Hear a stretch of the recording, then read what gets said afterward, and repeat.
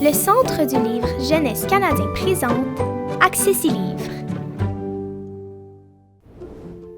De l'auteur et illustrateur Vig, Ma maison tête est un livre d'images primées qui explore le trouble du déficit de l'attention d'une manière originale et accessible. Un jeune garçon nommé Vincent se perd dans sa maison tête et trouve une issue.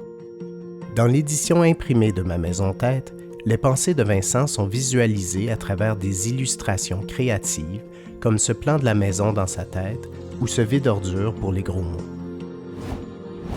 Mais qu'en est-il des lecteurs qui ne peuvent pas voir les images sur la page ou qui préfèrent écouter des livres?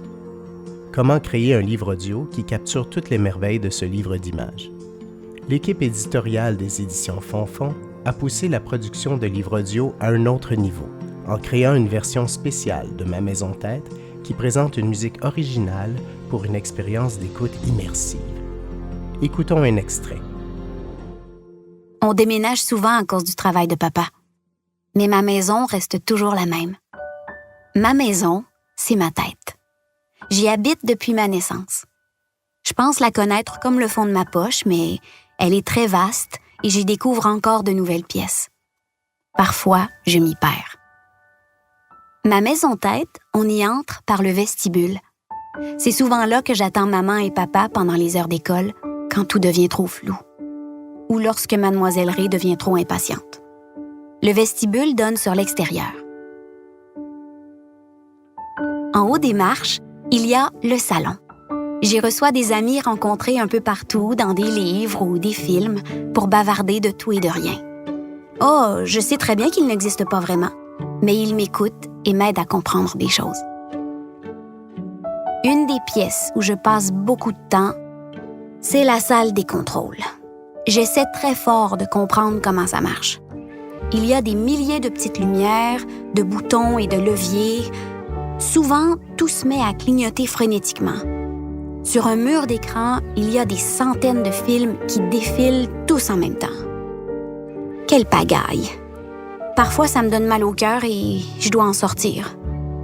Mais un jour, je réussirai à faire fonctionner ma salle des contrôles comme tout le monde. Écoutons maintenant l'éditrice Véronique Fontaine expliquer comment ce livre est né. Bonjour, je m'appelle Véronique Fontaine et je suis en fait directrice générale des éditions Fonfon, mais aussi éditrice du livre Ma maison tête. Racontez-nous un peu comment est né le livre Ma maison tête. Ce livre-là est né dans un salon du livre, en fait. Vig, son vrai nom, c'est Vincent. On était en salon du livre parce qu'il avait illustré chez Fonfon Meu et Gertrude du duo Belle Brute, en fait, parce qu'il travaille aussi avec sa blonde en tant que duo d'illustrateurs. Et puis, donc, il était au stand Fonfon, en dédicace. Puis là, il racontait qu'il vivait des grosses choses dans sa famille, des enjeux de diagnostic de TDAH, puis que lui, il était en train d'être lui-même diagnostiqué avoir un TDA. Puis c'était une grosse nouvelle dans sa vie. C'est quand même un adulte. C'est pas nécessairement des choses auxquelles on s'attend, mais ça l'a expliqué plein d'affaires dans sa vie, dans son parcours.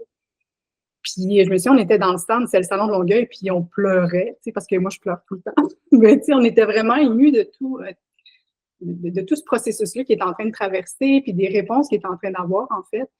Puis il s'était mis à parler de l'idée de faire un livre avec ça, puis c'est comme si moi, tout de suite, je sais comme, c'est sûr qu'on le fait. C'est certain que j'embarque. Mais après, c'est comme, fait que c'est né de cette discussion-là dans un salon. Puis suite à ça, ben, ça a été des années de travail où ben, il s'est penché sur l'écriture parce qu'à la base, c'est un illustrateur. Il n'avait jamais écrit lui-même tout seul un texte qu'elle allait publier. Fait qu'il y a eu tout un travail de sortir ce qu'il y avait en dedans de lui en tant que texte. Puis évidemment, ensuite de ça, les illustrations ont suivi. Mais oui, c'est né d'une discussion très sensible sur son vécu personnel, en fait. Ouais. Quelle approche avez-vous utilisée pour créer le livre audio? Qu'est-ce qui rend ce livre audio spécial? L'approche, c'est une grande question, parce que faire un livre audio avec un livre illustré, c'est pas simple, dans le sens qu'on pourrait juste lire le texte, mais il manquerait tellement d'informations. Fait que moi, je dis que notre approche est une approche d'adaptation, en fait. C'est qu'on part du livre papier dans lequel les illustrations sont extrêmement présentes puis amènent beaucoup d'informations. Puis là, ben, je fais un travail avec l'auteur, donc dans ce cas-ci, avec Vincent, de dire, bon, ben, dans le texte, il manque-tu des éléments qui sont dans les illustrations qu'on doit ajouter au texte? Donc, c'est pas une approche de description d'image. C'est une approche intégrée dans l'écriture elle-même, là, si on veut. Fait qu'on se penche sur le texte, puis dans ce livre-là, on n'a pas eu à ajouter d'éléments, c'est très complexe, mais des fois, on a enlevé des éléments de texte. Par exemple, dit-il avec colère. Ben on se dit, ben non, ça va être livré par le comédien, on n'est pas obligé de le dire. Fait qu'il y a tout un petit nettoyage de texte qui est fait à la base. Fait que juste ça, c'est quand même du travail. Et après ça, bien évidemment, il y a le studio où on va enregistrer avec un ou une comédienne. Dans ce cadre-ci, c'était Catherine Trudeau, qui, elle, amène toute sa sensibilité puis qui livre ce texte-là. Puis ça ajoute une dimension, finalement, une interprétation comme ça de quelqu'un de l'extérieur qui amène avec ses lunettes, si on veut, sa lecture du texte. T'sais. Et une fois qu'on a le texte, ben là, il y a un gros travail de direction musicale qui doit être fait. Parce que nous, dans le fond, là où c'est une adaptation, c'est qu'il y a toute la musique qui s'ajoute, qui vient, si on veut, remplacer les illustrations. T'sais, on sait que c'est pas la même chose, mais les illustrations, ce que ça fait, c'est que ça amène des émotions. Ça permet d'aller plus profondément dans le récit. Ben, la musique, ça peut faire ça aussi. T'sais. Fait qu'il y a toute la question de la musique qui a été travaillée avec Martin Roy et Ingrid Saint-Pierre. Donc, beaucoup de discussions avec Martin à la base. Là, moi, c'était avec lui beaucoup que je travaillais, puis après ça, lui travaillait avec Ingrid, mais sur qu'est-ce que les illustrations disent ici, qu'est-ce qu'on peut aller chercher dans la musique pour appuyer ça. Fait qu'il y a eu un immense travail dans les détails. Là. Dans le livre, il y a la pagaille. La pagaille, c'est tout ce qui dérange, si on veut, le personnage principal, puis qu'il y a de la misère à se concentrer, puis c'est illustré par des points. Bien là, dans le livre, au début, on parle de la pagaille. Bien, la musique, c'est comme des petites notes de piano puis des pitches de violoncelle qui fait qu'on sent les points. T'sais. Mais fait qu'on n'a plus besoin de l'illustrer, on le ressent. Puis c'est vraiment ça, partout dans le livre qui est fait. Ça dure 18 minutes, la lecture audio de ce livre-là. Ben, c'est un 18 minutes qui a été réfléchi au complet. T'sais. Donc, c'est de dire, OK, on n'a pas les illustrations, mais on va vivre une expérience tout aussi riche au niveau des émotions. C'est vraiment ça qu'on tente de faire avec nos livres audio. En créant le livre audio, aviez-vous aussi à l'esprit un public incapable de lire des livres imprimés? Dans quelle mesure pensez-vous qu'il est important de rendre les livres accessibles aux jeunes lecteurs? Chez Fonfon, c'est super important de rejoindre tous les types de lecteurs. Puis on sait à quel point la lecture bien amenée à l'enfance peut vraiment déployer une vie adulte extraordinaire. Là, ça fait partie, c'est transversal en la lecture.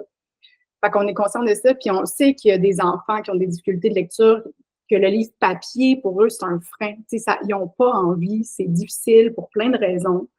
Fait que c'est sûr que le livre audio, nous, quand on le fait, on pense à ces lecteurs-là, puis on pense au grand public aussi, parce que dans le fond, s'il est bien fait, ce livre-là, il va servir à tout le monde. T'sais. Mais oui, c'est sûr qu'on pense aux lecteurs qui ont des difficultés de lecture. Puis ça a été aussi financé par Patrimoine Canada, qui avait un fonds là, pour rendre les livres accessibles. Donc, nous, ça a été financé dans ce cadre-là. Fait que ça nous a poussé à se poser ces questions-là aussi. Les enjeux d'accessibilité, nous, c'est pas quelque chose qu'on discutait tant que ça il y a 5 ans. T'sais. Mais ce programme-là de Patrimoine canadien est arrivé et puis nous a fait réfléchir en tant qu'éditeur de là, il y a des lecteurs qu'on oublie. T'sais. Puis je pense que l'approche qu'on a, qui est une adaptation, ben c'est une façon de dire, ben peut-être que toi, comme lecteur, tu peux pas voir les illustrations, mais je vais te faire vivre une expérience à la hauteur, par la version audio. Moi, c'est ça le besoin, c'est de dire, si tu as un fond, tu vas vivre quelque chose, peu importe la manière que tu vas le lire. T'sais. Fait que c'est sûr que nous, quand on fait le livre audio, c'est à ça qu'on pense. Puis ce qu'on réalise aussi, ce qu'on voit beaucoup, c'est que des enfants vont écouter la version audio, vont l'aimer, l'écouter beaucoup, presque l'apprendre par cœur. Mais après, le livre papier, si c'est des difficultés de lecture, ben il fait moins peur, parce que dans le fond, le texte est déjà connu en très grande partie par l'enfant. Fait que, ça peut ramener finalement à la lecture papier pour ceux qui sont capables de le faire, puis les aider. Mais sinon, ce qu'on veut, c'est se dire, moi, j'ai pas accès au livre papier du tout. Est-ce que mon expérience, elle est optimale? Est-ce qu'elle est fun? Est-ce que je vis quelque chose? Donc, c'est sûr que oui, nous, c'est beaucoup aux lecteurs là, qui ont des handicaps de lecture à qui on pense qu'on travaille là, nos versions audio. Les éditions Fonfon ont à cœur que leurs histoires soient accessibles à tous les lecteurs. Ainsi, leur livre audio offre à tous un moyen différent d'explorer la littérature jeunesse et de faire découvrir des créateurs d'ici. Tous les livres audio sont disponibles gratuitement sur l'application audio de Radio-Canada. Recherchez Ma Maison Tête dans la banque de livres accessibles à bookcenter.ca/books. Nous espérons que vous apprécierez Ma Maison Tête dans le format qui vous convient le mieux. Bonne écoute.